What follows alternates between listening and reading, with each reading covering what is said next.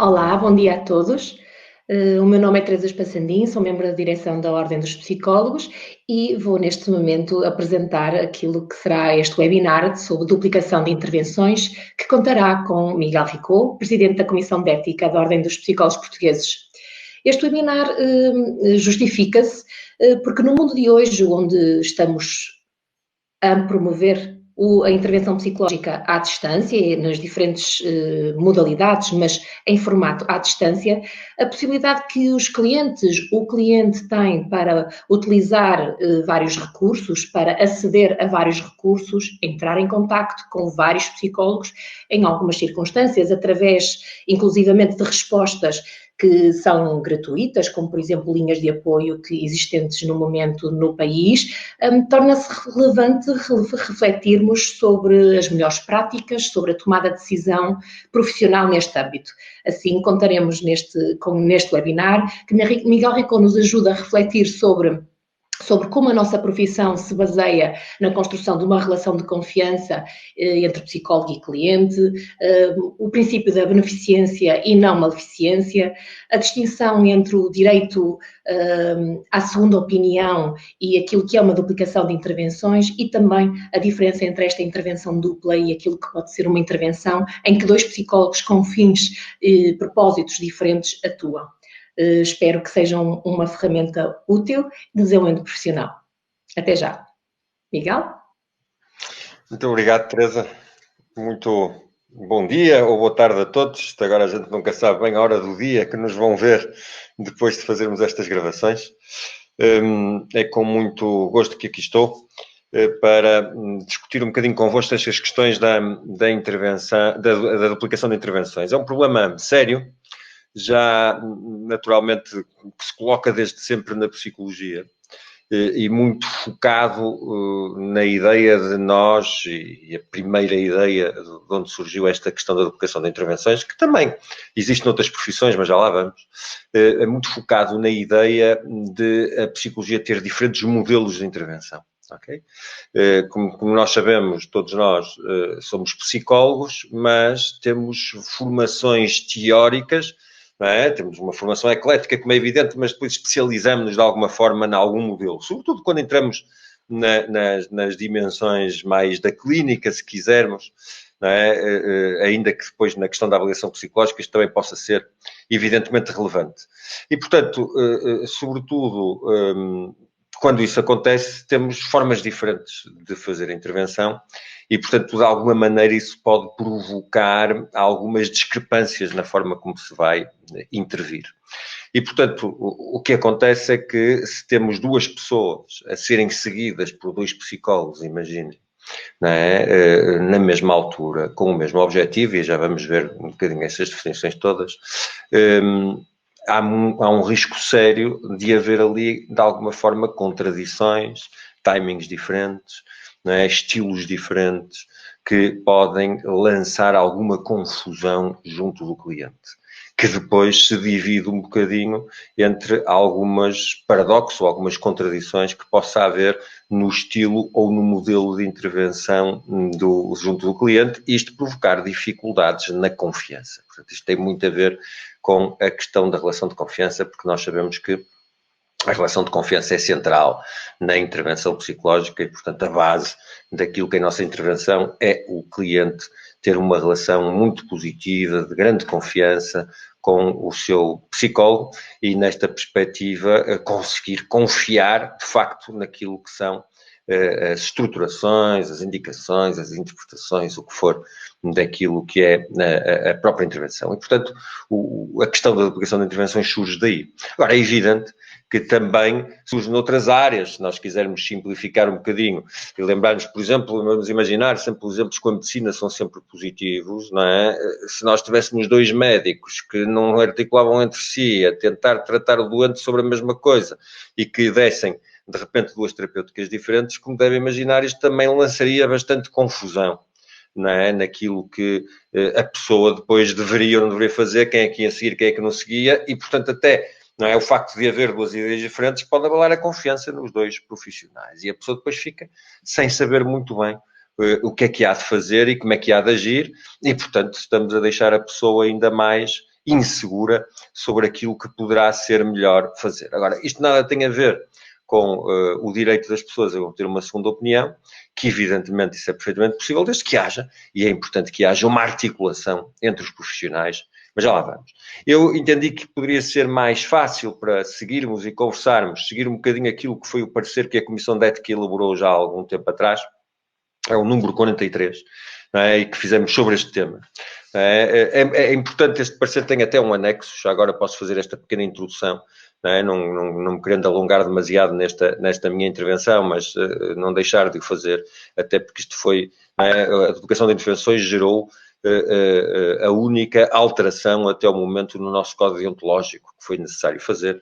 Isto a propósito de um processo, se me permitir, um bocadinho surreal na altura com a Autoridade da Concorrência, a propósito de uma queixa de uma pessoa, na altura até foi um pai, mas também não importa, que queria que o seu filho fosse seguido por 2 psicólogos, ou seja, o filho estava a ser seguido por um psicólogo, que na altura teria sido enviado pela mãe, era um pai divorciado, e ele quis que o filho fosse seguido por outro colega nosso, ao mesmo tempo, um bocadinho à laia, devia ser um bocadinho pela tradição do direito, que eles tinham de ter cada um o seu advogado, então acharam que tinham que ter cada um o seu psicólogo, como se o psicólogo fosse defender o interesse dos pais em vez de defender o interesse da criança. E, na altura, o psicólogo, muito bem, entendeu que se a criança já estava a ser seguida por outro colega, que não faria sentido ela seguir a colega, e, portanto, neste sentido, este pai resolveu fazer um processo junto da Autoridade da Concorrência para questionar o direito deste psicólogo se recusar, por este motivo, a seguir a criança.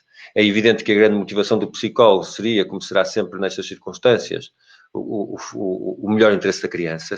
Como devem imaginar, é fácil percebermos que se a criança está a ser seguida por um psicólogo, se vai ser seguida por outro, não é? A criança vai se sentir, de alguma forma, primeiro, há uma intervenção que é desnecessária, porque ele já está a ser bem seguido por outro.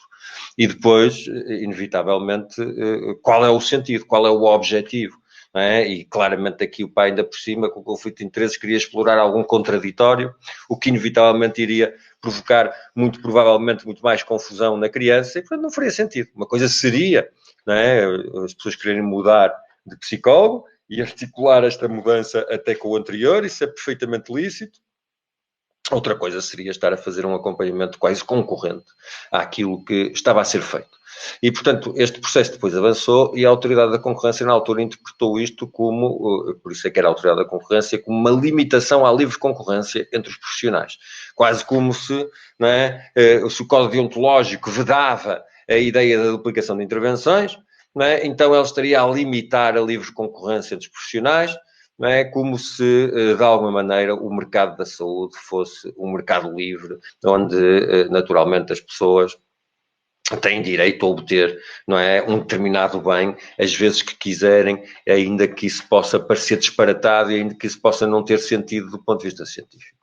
E, portanto, esse processo depois foi muito difícil de conseguir e tivemos que chegar a um acordo com a Autoridade da Concorrência, porque, não percebendo eles de psicologia e, sobretudo, tendo a olhar para as coisas a partir do mercado, isso naturalmente trouxe muitas dificuldades e fez com que tivéssemos que adaptar o nosso código deontológico, retirando esse artigo da proibição e colocando ao nível dos princípios. Nada mudou acerca daquilo que é a importância de não fazermos duplicação de intervenções, é importante que isto se perceba, do ponto de vista ético, profissional, os problemas são exatamente os mesmos, as dificuldades são exatamente as mesmas. Aquilo que tivemos foi que fazer um acordo com a Autoridade da Concorrência, sob pena de, naturalmente, depois a Ordem ter um processo que trouxesse consequências mais negativas e, portanto, de não podermos proibir que isso acontecesse. É evidente que isto também nunca é uma questão de proibição, todo o código deontológico e tudo aquilo que é a articulação deontológica com a ética nas profissões é naturalmente a definição daquilo que são os normativos, aquilo que é mais frequente, aquilo que é a melhor maneira de fazer na maior parte das situações, não implica inevitavelmente que em situações excepcionais as coisas não se possam justificar e, portanto, inevitavelmente, daí não decorre nenhum problema de maior, mas evidentemente é importante que as pessoas compreendam porque é que houve esta alteração, não porque de repente aquilo que se dizia e que se pensava sobre duplicação de intervenções pudesse sofrer alterações. Aliás, este parecer é anterior a esse processo da Autoridade da Concorrência e, portanto, depois a única coisa que fizemos, depois dessa alteração do Código Deontológico que ocorreu desse processo, foi fazer uma declaração explicando exatamente isso, que este parecer se mantém e que tudo o que ele dizia é perfeitamente atual. E, portanto, eu vou, como vos disse, se calhar seguir um bocadinho a estrutura do parecer para, de alguma maneira, poder evitar, não é, aqui alguns desvios que possam ser desnecessários e para nos focar naquilo que nos interessa. Não é? Portanto, começamos por definir a duplicação de intervenções, não é? São todas as situações em que o cliente é acompanhado simultaneamente por mais do que um psicólogo para o mesmo fim. Isto é que é importante. Nós podemos ter diferentes acompanhamentos na psicologia, desde que sejam para fins diferentes, e aí não há aqui nenhum problema, nenhuma dificuldade, ainda que seja sempre bom que os psicólogos articulem. E por isso é que é muito importante, sempre quando nós vamos acompanhar um cliente, termos uma ideia daquilo que é a sua história com a psicologia anterior, no sentido de, inevitavelmente, podermos dar conta daquilo que possam estar a ser acompanhamentos que possam estar em curso e também aquilo que aconteceu no passado. Como é evidente, isso também é relevante para construirmos depois aquilo que é a nossa percepção sobre o que se está a passar. Mas, inevitavelmente, há que distinguir, se tenho uma criança, imagina, estávamos a falar de uma criança que está a fazer uma orientação vocacional como psicólogo, depois faz um acompanhamento clínico por qualquer outro motivo, ou um acompanhamento na escola por qualquer outro motivo, não tem aqui nenhuma dificuldade. Temos fins diferentes, temos objetivos diferentes, temos psicólogos diferentes, e isso é absolutamente natural. E, portanto, não tem aqui nenhum problema. Portanto, não é o problema de haver dois psicólogos a intervir. Volto a dizer, muitas vezes pode ser importante conversarem os psicólogos, até para, de alguma forma, se ajudarem mutuamente.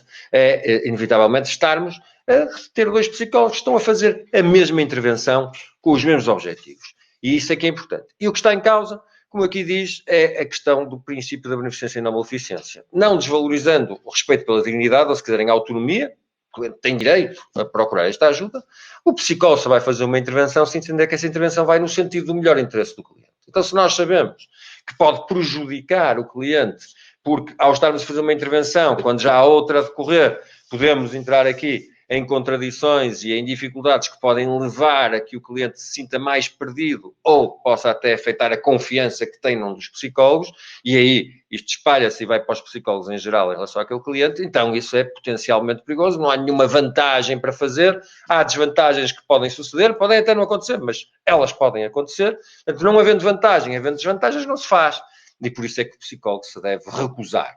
É evidente que não estou a dizer que em situações excepcionais isso não pudesse acontecer, né? Teriam que ser pensadas e ponderadas em função daquilo que as circunstâncias absolutamente particulares, mas teria que sempre partir de uma profunda inter-relação entre os psicólogos em causa, para eles perceberem, definirem esses objetivos, estarem perfeitamente cientes daquilo que se está a fazer, do que um está a fazer, do que outro está a fazer, e chegarem os dois à conclusão que isto é positivo naquele caso concreto por algum motivo. Mas, de facto, a norma é que nós não devemos, evidentemente, fazer este tipo de intervenção. Depois, o parecer continua, de alguma maneira, falando, e estabelecendo a distinção daquilo que é o direito a obter uma segunda opinião. Okay? E isto são questões diferentes. Imaginem na avaliação psicológica, que poderá ser, é evidente que isto pode acontecer na intervenção, pode acontecer na avaliação psicológica. Posso não ficar satisfeito com alguma intervenção, ou posso, de alguma forma, querer fazer uma outra intervenção e, portanto, vou recorrer a outro psicólogo. Desde que termina a anterior, não tem aqui nenhum problema, ou desde que os psicólogos, volto a dizer, articulem por algum motivo. Onde isto pode acontecer, mais vezes pode colocar a pertença à segunda opinião, é na avaliação psicológica, correto? Na avaliação psicológica, porque eu faço uma avaliação, tenho um resultado, tenho um relatório, e depois quero obter uma segunda opinião sobre aquilo que é o resultado dessa avaliação. Nada mais legítimo, nada mais natural que possa acontecer. É evidente que aqui a dificuldade, voltamos ao mesmo, o psicólogo tem a história do cliente, se apercebeu e sabe que ele já fez, entretanto, uma avaliação, e é natural, se ele quer uma segunda opinião, que traga um relatório, dizer, eu fiz esta avaliação, ou o meu filho fez esta avaliação, e, portanto, passou-se isto, eu queria obter uma segunda opinião. Aqui o que tem que, mais uma vez, acontecer é este psicólogo, com a autorização do cliente, evidentemente, entrar em contacto com o psicólogo anterior, e a partir daí obter, não é, e pedir-lhe aquilo que foram os instrumentos que naturalmente foram aplicados, obter esses resultados e até as respostas que o cliente teve para poder fazer ele próprio a sua interpretação em função do conhecimento que tem. Não faz sentido estar a repetir na maior parte das vezes os instrumentos se naturalmente o protocolo aplicado será um protocolo que há de ser razoável. Não quer dizer que não se possa depois fazer aqui uma outra alteração ao protocolo, com iniciativa do segundo psicólogo, porque entende que pode ser mais apropriado, mas evidentemente muitos instrumentos serão aqueles que devem ser aplicados e não vão ser aplicados 2 vezes, primeiro porque não resultam e depois porque inevitavelmente não faria sentido expor, não é, o cliente a isso mesmo e promover a habituação aos instrumentos, etc. E por aí fora. E portanto, nesse sentido, e depois o psicólogo pode então dar a sua segunda opinião em função da avaliação que teve anteriormente. Isto parte do princípio, meus senhores, isto é muito importante, que todos os psicólogos são profissionais competentes, altamente competentes, e que por muito que possam ter ideias diferentes, fazem as coisas bem feitas. Não é? E este é o paradigma de onde temos sempre que partir, e portanto percebermos que todos nós trabalhamos a partir da ciência psicológica, e portanto temos boa formação, e por isso não há motivo para sermos nós, os primeiros psicólogos, a criar a desconfiança em relação ao psicólogo anterior e achar que ele não trabalhou bem. Isto não faz nenhum sentido. E se embarcamos por aí, estamos a fragilizar aquilo que é a imagem externa da nossa profissão e estamos, naturalmente, a fragilizar a confiança dos clientes em nós próprios. Não é? Não é só no outro, é depois nos psicólogos em geral, porque somos todos psicólogos. E, portanto, naturalmente, é fundamental que percebamos uma coisa é uma duplicação de intervenções, é para o mesmo fim, ao mesmo tempo. Outra coisa é o direito das pessoas a obterem uma segunda opinião. Isso são questões totalmente diferentes, estão perfeitamente garantidas e é perfeitamente possível que isso se faça. Okay? Depois, temos também ainda em atenção, então, aqui os nossos considerandos. Eu não queria deixar de contextualizar um bocadinho aquilo que é a pertinência e a justificação de fazermos este webinar nesta altura e sentimos, no fundo, esta necessidade em função de muito daquilo que estão a ser as alterações de padrão da nossa intervenção, que nesta altura, não é, por motivos óbvios, estão a ser feitos muito mais à distância. E, portanto, é evidente que nestas circunstâncias, ainda por cima com o surgimento de um conjunto grande de serviços, muitos deles até voluntários, em função da vontade que os psicólogos têm de participar e ajudar e colocar as suas competências e a sua capacidade ao serviço da comunidade, neste sentido de criar e reforçar laços gregários na nossa comunidade que bem precisamos em função de todas as dificuldades que estamos todos a viver.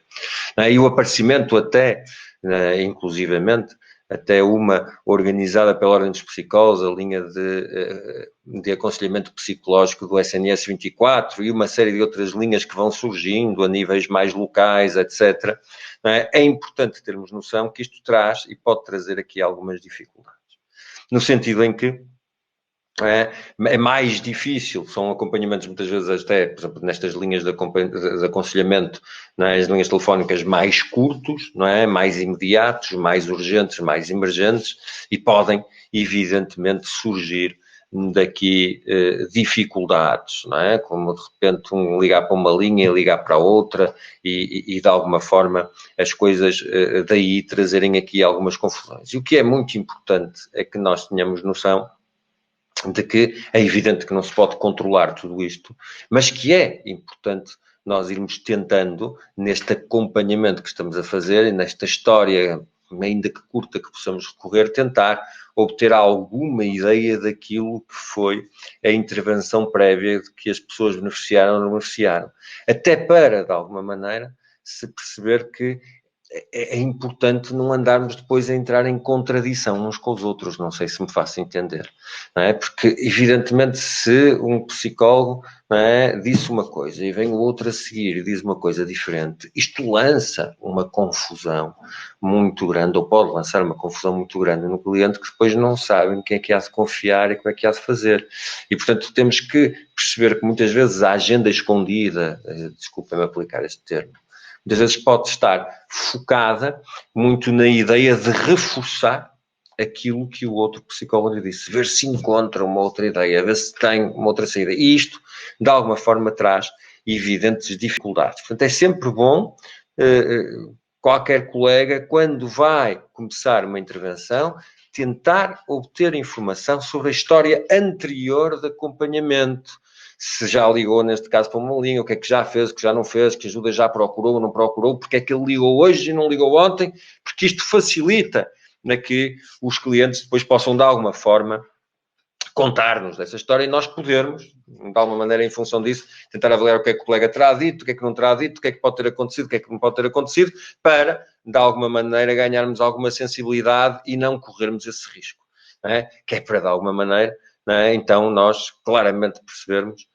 Não é a ideia de recusar nestes casos, que são emergentes, como é evidente. A ideia de que é que aparece aqui no primeiro ponto, o psicólogo na sua intervenção visa o melhor interesse do cliente, deve recusar qualquer intervenção que entenda ser prejudicial ao mesmo, e nós estarmos a dizer que pode ser prejudicial ao cliente fazer uma duplicação, não é? É evidente que aqui não estamos a dizer falar da recusa, e falamos, não é? Quando nos apercebemos, como aconteceu naquela história que eu vos contei há pouco, não é? Daquele pai que queria levar a filha a outro psicólogo por motivos que se percebem logo da agenda, que é para encontrar um contraditório em relação ao que a outra psicóloga estava a dizer. E isto é que não faz sentido nós embarcarmos. Nós discutimos, a ideia não é fazer uma recusa com o cliente. A ideia é discutir com ele a motivação. Se já foi a um e vem a outro, porquê? Isto é importante nós conseguirmos perceber, até para, de alguma forma, fazermos um esclarecimento do pedido que seja muito mais razoável. E, portanto, depois o parecer cego, como vem aqui muito centrado na ideia da justificação, desenvolvemos a intervenção a partir das abordagens teóricas que consideramos mais adequadas, não é? E daquilo que é a nossa formação, e, portanto, cá está, como já vos tinha dito, a heterogeneidade das práticas da psicologia, que é isso que justifica, uma das grandes coisas que justifica, que faz com que as intervenções possam correr de forma diferente, mas ainda que fosse a mesma prática, o mesmo modelo teórico, temos formas diferentes de aplicar, não é? Os timings são diferentes de cada psicólogo muitas vezes, não é? Depois, o chamarmos a atenção da importância da relação de confiança e, portanto, estas práticas, a duplicação, um dos grandes riscos é diminuir a confiança que as pessoas depois podem ter nos psicólogos. E depois cá estão, não é? A ideia que já vos tinha dito que é importante, não é? A recolha de dados relevantes da história do cliente e que nesses dados relevantes estão histórias de intervenções anteriores que inevitavelmente possam ter acontecido. Depois, temos ainda os clientes com exceção de restrições excepcionais têm direito a escolher o psicólogo que querem consultar. Não é? Isto, evidentemente, é a ideia de garantirmos, não é? Que é natural que o cliente possa querer escolher outro psicólogo, possa falar com outro psicólogo. É perfeitamente natural que ele possa mudar de psicólogo. Nós próprios vamos facilitar estes processos quando percebemos por parte do cliente isso mesmo. Não é? Temos que, uma das grandes características do psicólogo é a humildade por causa disso mesmo, é percebermos que às vezes, não é? Os clientes podem, de alguma forma, dar-se melhor com outros modelos e outras formas, outros estilos de intervenção, e às vezes uma questão empática, e possam querer fazer essa mudança, nós devemos facilitar e promover, ajudar, dizer que entramos em contacto com o colega se a pessoa quiser mudar, para lhe passarmos a informação que ele queira que a gente passe, ou não passarmos se ele não quiser, como é evidente, não é? E isto, quando é possível, é evidente que é quando é possível, por exemplo, numa linha destas de acompanhamento psicológico como temos agora, não dá para escolher o psicólogo, tem que ser aquilo que atende, como é evidente, nestas linhas como esta do SNS 24, onde está naturalmente disponível 24 horas por dia, portanto tem a haver uma escala, e portanto, por muito que haja uma identificação do psicólogo, não é possível do ponto de vista prático depois que a pessoa recorra ao psicólogo, até porque o objetivo de uma linha destas não é fazer um acompanhamento ao longo do tempo, é fazer, não é, uma intervenção em crise, não é? E depois, de alguma forma, referenciar, não é? A pessoa até para outro acompanhamento psicológico, se isso for necessário, ou então, conseguindo a estabilização ótima, fazer outros encaminhamentos. Portanto, isto para percebermos que são circunstâncias difíceis, mas que aumenta hoje em dia, em função do estado que estamos a viver, a nossa responsabilidade em perguntarmos à pessoa qual é a história, para, de alguma forma, conseguirmos avaliar mais facilmente as motivações e percebermos que, evidentemente, a ideia não é estar o psicólogo sob avaliação do cliente, mas sim, naturalmente, estarmos aqui numa relação de ajuda que evidentemente, queremos promover. Depois, não é, cá está a garantia de que o cliente tem sempre direito a obter uma segunda opinião e, portanto, é evidente, e não está aqui em causa essa questão, não é porque já foi seguido por um psicólogo que não pode ser seguido por outro, isso parece por demais evidente, e volto a dizer, não é, a ideia não é recusa absoluta, como se isto fosse proibido e não se pode fazer, não. A ideia é percebermos, isto pode ser prejudicial à aplicação de intervenções, então vamos avaliar o nível de prejuízo, vamos avaliar a motivação do cliente, e vamos, naturalmente, se assim for necessário, não é? E nem poderia ser de outra maneira se decidirmos estar a avançar nesta ou naquela dimensão, ter um contacto muito próximo com o outro psicólogo. Agora, se houver uma situação onde, evidentemente, o cliente quer, está a ser seguido por alguém, mas não permite o contacto, não há aqui nenhuma articulação que se pode fazer, então é evidente que o psicólogo dificilmente poderá avançar num processo destes, onde de alguma forma já não há de base uma confiança entre um e outro, porque eu estou a dizer ao cliente que é melhor fazer desta maneira para conseguirmos que as coisas funcionem, e ele não concorda. Se ele não concorda é porque não está a confiar naquilo que é a minha visão técnica sobre o problema, naquilo que é o conhecimento. É evidente que é importante explicar tudo isto às pessoas, quando naturalmente possam surgir este tipo de conflitos. Depois, cá está a ideia da colaboração, que é para termos uma noção clara de que, não é, nós colaboramos, nós mandamos os dados da avaliação com a autorização do cliente ao outro psicólogo para ele poder dar uma segunda opinião. Nós, naturalmente, passamos a informação necessária quando o cliente quer, naturalmente, consultar outro psicólogo, quer mudar o acompanhamento.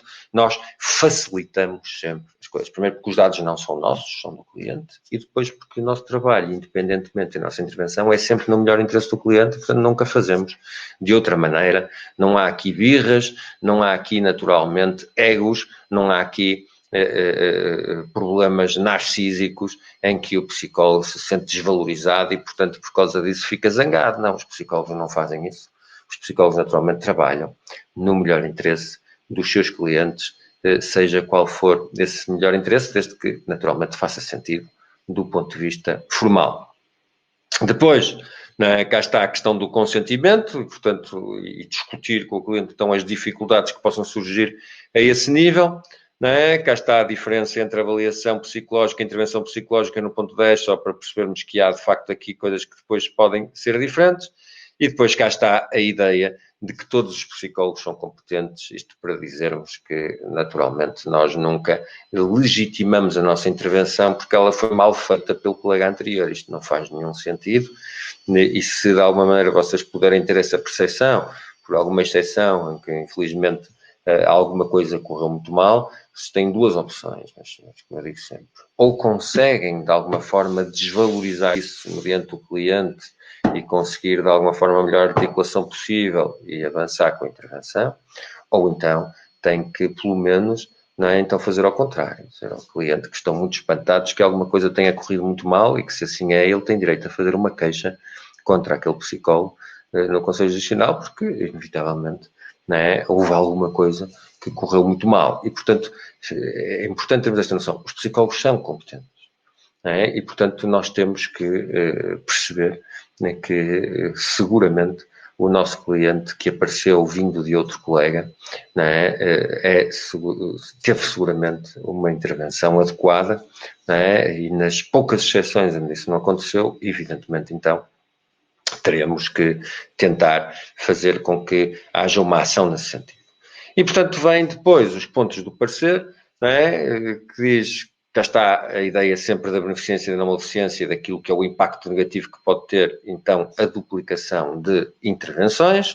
Depois, termos aqui, então, a questão do psicólogo deve informar o cliente sobre a intervenção que pretende desenvolver. Não é? Isto, evidentemente, é genérico, mas é importante, que é para, de alguma forma, poder, não é, estabelecer aquilo que são os objetivos e a forma de fazer essa intervenção e estabelecer diferenças com qualquer intervenção prévia que possa ter existido, para de alguma forma discutir com o cliente, primeiro ele perceber o modelo, perceber aquilo que se pretende e de alguma forma, havendo intervenções prévias, conseguir perceber as diferenças de estilo que muitas vezes daí podem decorrer e isso não ser um fator de surpresa e que de alguma forma possa ser lesivo da confiança de base entre o cliente e o psicólogo. Não é? Cá está não é? Ou deve obter informações junto do cliente sobre a história das intervenções psicológicas, para aumentar a probabilidade de, se houver alguma coisa a decorrer, o psicólogo poder saber e poder agir em conformidade em função daquilo que for necessário, de alguma forma desenvolver o porquê desta procura. Isto é, de facto, muito importante conseguir fazer-se. Depois, o psicólogo está consciente que não existem modelos de intervenção psicológica que sejam melhores ou piores entre si. Isto, claramente, a definição de que há formas de intervir diferentes e nós temos que saber explicar isto às pessoas. E muitas vezes, se a pessoa até vem com uma opinião, vamos lhe chamar, menos positiva em relação à intervenção anterior, muitas vezes esta pode ser a justificação. A pessoa está claramente naquilo que são os fatores comuns da intervenção psicológica, a pessoa conseguir perceber bem o modelo racional da intervenção e, portanto, nesse sentido, esse racional fazer sentido. Há uns que fazem mais, outros que fazem menos e, portanto, a pessoa ali não conseguiu bom resultado muitas vezes por causa disso, e não é porque o psicólogo tenha feito naturalmente as coisas mal feitas. Depois, a ideia de que o psicólogo está consciente que a aplicação de intervenções em psicologia para o mesmo fim pode ter efeitos negativos, já falamos sobre isto.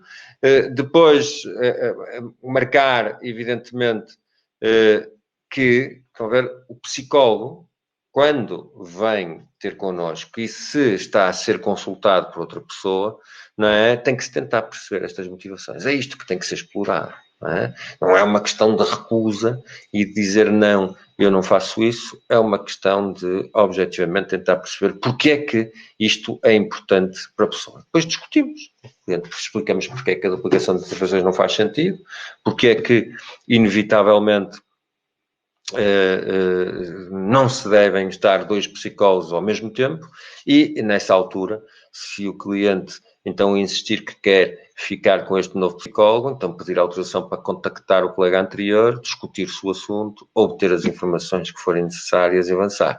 E podemos dizer assim, e se o cliente quiser ser seguido por nós e não quiser ser seguido pelo colega anterior, mas não quiser que nós falemos com ele? Mais uma vez, isso tem que ser explorado. Não é? Eu não estou a dizer que então aí o psicólogo não deve fazer, como é evidente não é isso que está em causa, mas temos que explorar o porquê dessas motivações. Faz sentido para nós o facto do cliente não querer fazer isso. Não é? Muito bem, não faz sentido. Vamos explorar ao máximo até conseguirmos encontrar em conjunto aqui um sentido, até porque precisamos trabalhar em colaboração com alguém e evidentemente é importante que essa colaboração possa ser profícua e, portanto, possamos partir de bases de entendimento em que os dois estejamos de acordo, não é? E o psicólogo e o cliente, no sentido de as coisas aumentarem a probabilidade de correrem bem. Finalmente, não é? A ideia de que na avaliação psicológica as coisas são evidentemente diferentes, e já falamos sobre isso, não vale a pena estar a repisar. A ideia do reconhecimento de que as pessoas têm direito a uma segunda opinião, e a ideia que, de facto, os psicólogos podem ter aplicações e objetivos diferentes na psicologia e, portanto, isso não é duplicação de intervenções se os objetivos forem diferentes e as motivações forem diferentes. E, portanto, era mais ou menos isto que eu vos queria dizer sobre a duplicação de intervenções. Estarei disponível, evidentemente, e a organização dará o meu contacto de e-mail para, se quiserem, ou arranjará outro processo qualquer, se quiserem pôr alguma questão, esclarecer alguma dúvida, que naturalmente sempre surgem nestas circunstâncias, que é a limitação que temos de estar a fazer estas formações desta maneira, ou estes momentos desta forma. Lembrarem-se, nesta altura, por muito que sejam intervenções urgentes, lembrarem-se que é frequente e pode acontecer e tem acontecido as pessoas ligarem várias vezes para a mesma linha, e portanto é fundamental tentarmos obter alguma informação sobre isso, porque é para que isto nos ajude a avaliar a motivação e do porquê da pessoa estar a fazer desta ou daquela maneira. E quando a pessoa diz que sim, que já ligou, tentar perceber o que é que aconteceu na vez anterior, só para não termos uma prática muito diferente. porque isto cria dissonâncias. E parece de repente que o outro psicólogo não era bom, este é que é. E nós devemos tentar resistir a essa tentação de fazer as coisas dessa maneira. Porque, evidentemente, não é, isso só deixa má imagem à psicologia, não é? Porque parece que, de repente, não é a psicologia, a ciência psicológica, a intervenção psicológica que é boa, é um psicólogo ou outro psicólogo. E não.